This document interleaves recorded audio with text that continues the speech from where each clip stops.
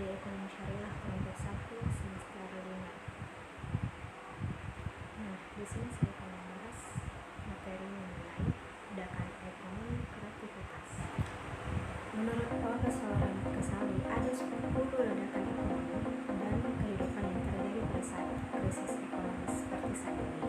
10 diantaranya yakni ledakan kreativitas, ledakan home sweet home, ledakan wisata luar ruang, ledakan pembuat konten, ledakan kolaborasi dengan teknologi, ledakan artificial intelligence, ledakan artificial living, ledakan useless generation, ledakan pendidikan mandiri, dan ledakan open science. Nah, di sini saya akan membahas mengenai salah satu ledakan ekonomi yang terjadi saat ini, yaitu ledakan kreativitas. Nah, perlu kita ketahui bersama bahwa kreativitas merupakan kemampuan seseorang dalam menciptakan ide-ide ataupun gagasan-gagasan baru yang berbeda dengan yang sebelumnya. Kemudian perkembangan zaman tidak pernah terlepas dari yang namanya kreativitas, mau itu perkembangan teknologi ataupun juga dengan perubahan gaya hidup dari zaman ke zaman. Terlebih lagi pada saat krisis pandemi COVID-19 seperti sekarang.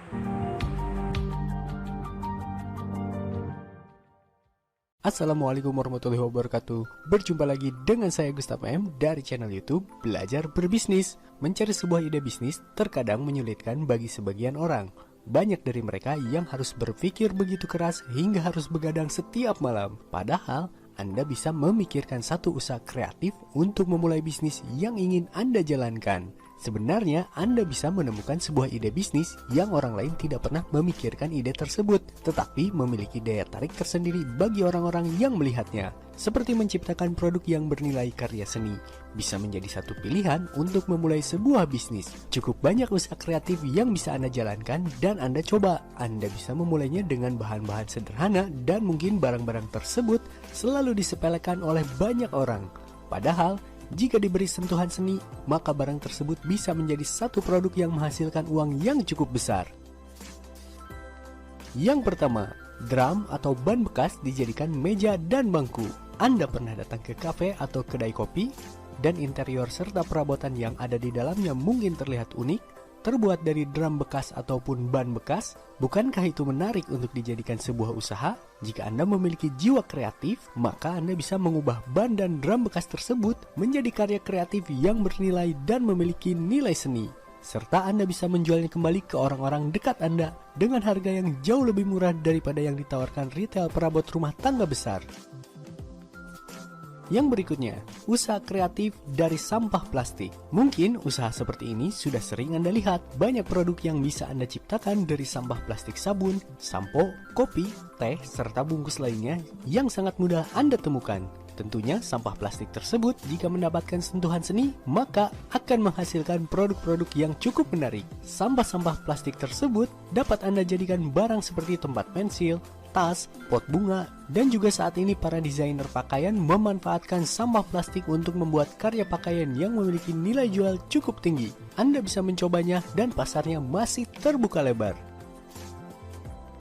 Yang berikutnya, memproduksi flip cover HP dan tablet yang unik. Handphone sudah dimiliki oleh hampir seluruh masyarakat Indonesia. Tentunya hal tersebut dapat kita jadikan sebagai peluang usaha kreatif yang cukup menjanjikan. Salah satunya adalah dengan membuat flip cover HP. Flip cover yang polos saja banyak dicari. Bagaimana jika flip cover yang Anda jual memiliki nilai seni berupa gambar tokoh pahlawan, batik, atau gambar lainnya yang bisa menghasilkan uang yang cukup banyak?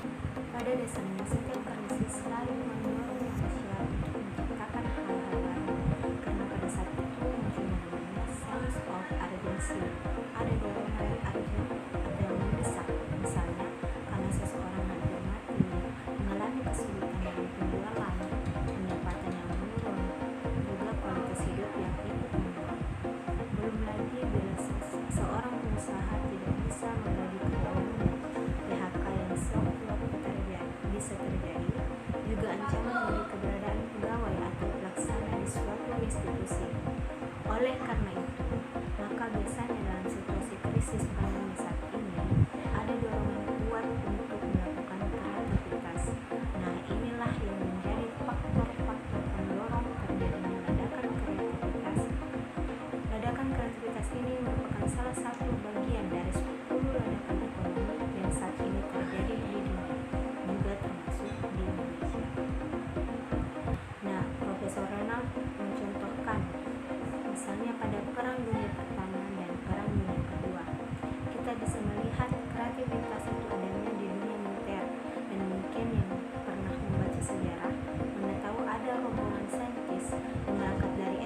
menuju Amerika Serikat.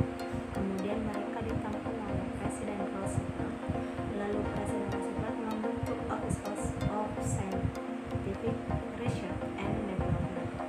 Nah, tiba-tiba saja katanya para ilmuwan itu menjadi sangat kreatif dan menciptakan teknologi-teknologi baru. Yang salah satu teknologi itu yang kita kenal sampai sekarang adalah bom atom. Bom atom lahir di masa krisis. Ketika para ilmuwan itu datang menuju presiden untuk bisa mewujudkan penelitian agar dapat menciptakan sesuatu.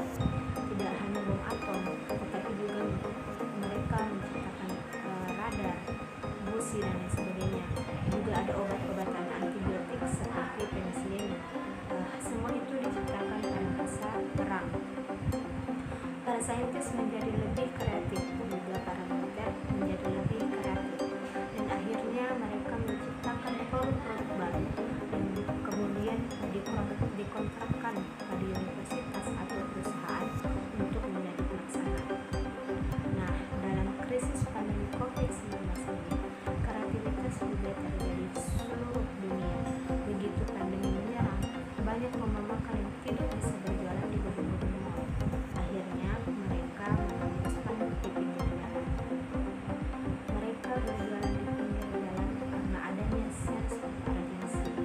Dan yang lebih menarik lagi, akhirnya mereka menemukan suatu cara menghadapi ekonomi baru di kota-kota besar yang menjadi seperti sebuah donat.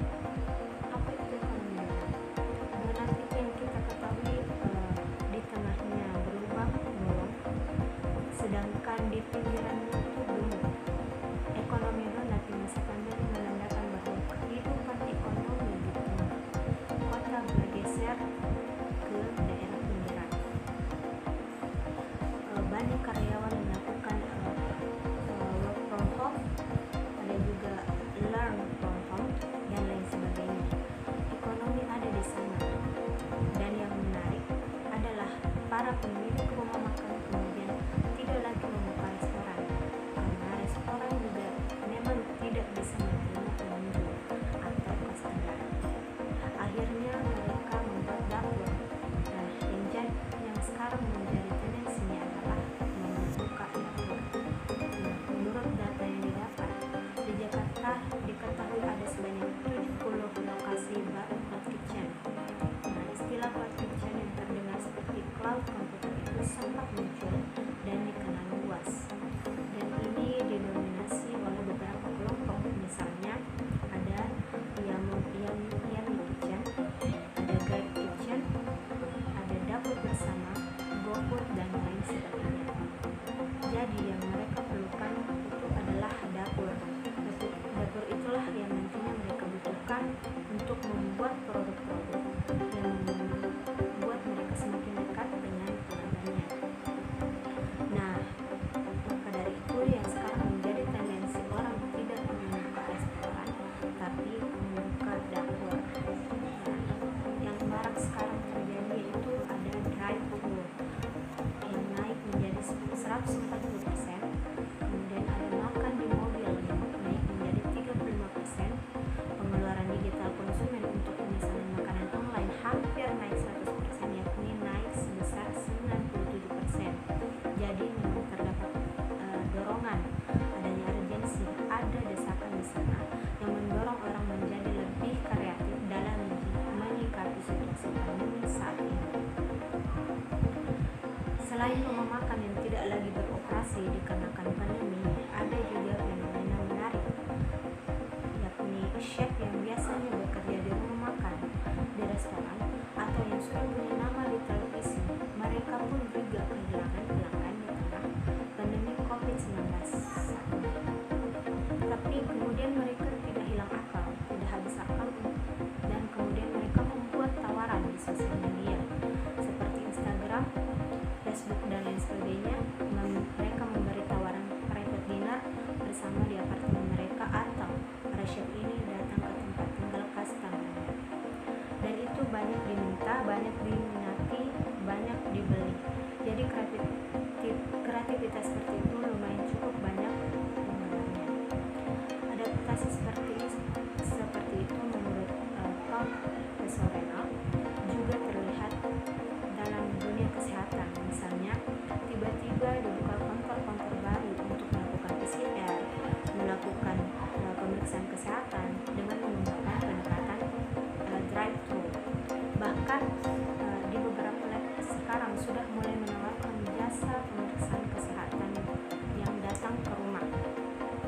sehingga ini memberikan privacy dan lain sebagainya. Jadi ada sebuah ledakan besar yang harus kita waspadai, yang kita sebut sebagai ledakan kreativitas. Dan ledakan kreativitas ini menjalar kemana-mana, tidak bisa diremehkan. Muncul pertanyaan, dari mana kreativitas itu muncul? Seperti yang dijelaskan sebelumnya, kreativitas itu datang atau muncul akibat adanya dorongan atau desakan dari dalam diri sendiri. Misalnya saja pada situasi pandemi saat ini, banyak orang yang di-PHK. Maka dari itu, orang-orang ini dituntut untuk lebih kreatif, memikirkan hal-hal yang baru agar dapat bertahan hidup. Tidak hanya itu, kreativitas juga muncul karena bantuan teknologi. Nah, yang salah satunya yang cukup familiar dengan kita para kaum muda, bahkan mungkin ada di smartphone kami, yaitu ada aplikasi Pinterest. Aplikasi ini merupakan salah satu aplikasi yang bisa kita jadikan referensi untuk mencari gagasan-gagasan. Mengapa orang sekarang banyak membuka apa yang mereka punya, membuka gagasan mereka? Bukankah gagasan itu sebagian dari rahasia? Nah, jawabannya ternyata kaum muda di zaman sekarang lebih senang menciptakan komunitas, lebih terbuka dalam menyampaikan gagasannya. Kaum muda sekarang bergabung dalam komunitas dan mereka bersedia membuka open